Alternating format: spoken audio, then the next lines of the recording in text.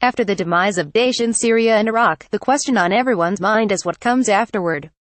History has proved that defeating the symbols of terrorism has little impact on the phenomenon of terrorism itself, or its ideology. The international community, after all, heralded the defeat of terrorism after the killing of Osama bin Laden. What happened in Syria and Iraq should be a wake-up call for everyone.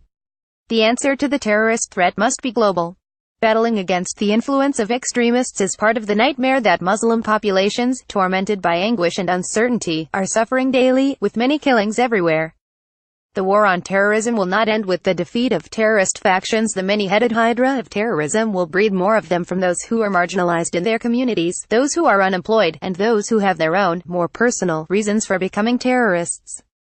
Daesh is on the brink of collapse on all military fronts. Its cells are likely to continue with bombings and assassinations, but the terror group is no longer able to occupy land or open new fronts.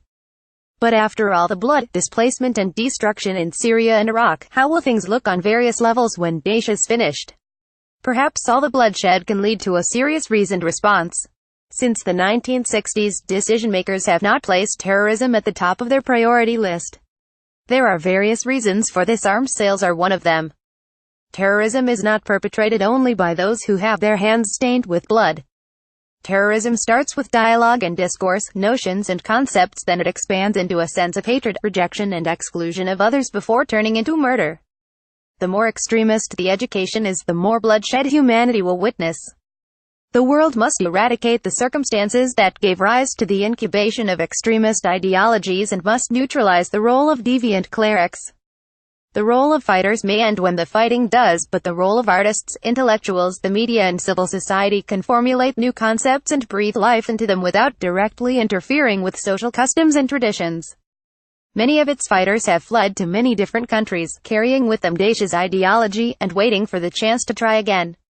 Maria Dubovicova, for example. Many of the countries most ravaged by terrorism lack any theatrical movement, the kind of thing that can, through satire and comedy, mix education with entertainment. These countries should also initiate employment programs and plans to rescue the poorest families from their tragic realities. And perhaps the most important step that must be taken by these countries is to create new education programs for children based on a new vision.